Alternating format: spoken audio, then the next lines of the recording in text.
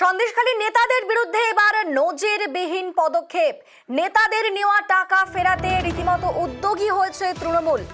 সন্দেশখালীর গ্রামে গ্রামে তৃণমূলের প্রতিনিধি দল এবং নেতাদের বিরুদ্ধে নজিরবিহীন পদক্ষেপ।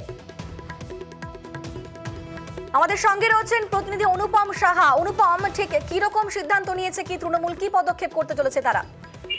দেখো অনিন্দিতা, এই যে সন্দেশখালীতে এই বেশ কয়েকদিন ধরে কিন্তু আমরা বারবার দেখেছি যে বিক্ষোভের সামিল এলাকার মানুষ থেকে শুরু করে মহিলারা, তাদের যেটা দাবি যে এখানকার যে তৃণমূলের যে নেতারা তারা তাদের কাছ থেকে জমি নিয়েছে, জমির লিজের টাকা দেয় না, তারপরে যেসব দোকানের থেকে মিষ্টির দোকানে টাকা পায়, মুদিখানার দোকানে টাকা পায়, এরকম কিন্তু ঝুড়ি ঝুড়ি অভিযোগ কিন্তু এখানকার তৃণমূলের নেতাদের বিরুদ্ধে কিন্তু সন্দেশখালীর মানুষ করেছে।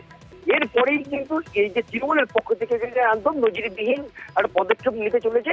তৃণমূলের 3 সদস্যের একটা প্রতিনিধি দল, তারা এখন কিন্তু গ্রামে গ্রামে ঘুরে বেড়াচ্ছে, যারা এইসব অভিযোগ করেছিল যে তৃণমূলের নেতারা তাদের কাছে টাকা পায়, নেতাদের কাছে টাকা পায়, গ্রামবাসীরা তাদের কাছে গিয়ে একদম কত টাকা পায়, কি কারণে টাকা পায় সেটা কিন্তু একদম লিখিতভাবে একদম লিপিবদ্ধ করা হচ্ছে এবং তার একটা লিস্ট তৈরি করা হচ্ছে এবং সেই লিস্ট অনুযায়ী তাদেরকে টাকা ফেরত দেওয়া হবে বলেও কিন্তু আশ্বস্ত করা হচ্ছে গ্রামবাসীদেরকে।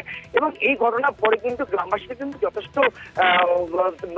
একরকম কিন্তু আশাবাদী যে এরপরে তারা কিন্তু টাকা পেতে পারে। তার কারণ এতদিনেও কিন্তু কেউ কিন্তু তাদের কাছে এসে কিন্তু শোনেনি যে কে কত টাকা পাবে।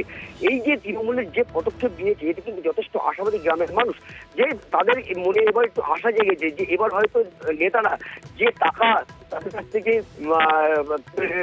কেড়ে রেখে দিয়েছে, এক কথায় বলা যেতে পারে, বা টাকা তাদের থেকে পায় নেতাদের কাছে, সেই টাকা হয়তো এবার তারা ফেরত পাবে, সেই আশা কিন্তু বুক বেঁধেছে সন্দেশখালী এলাকার কিন্তু গ্রামের মানুষ।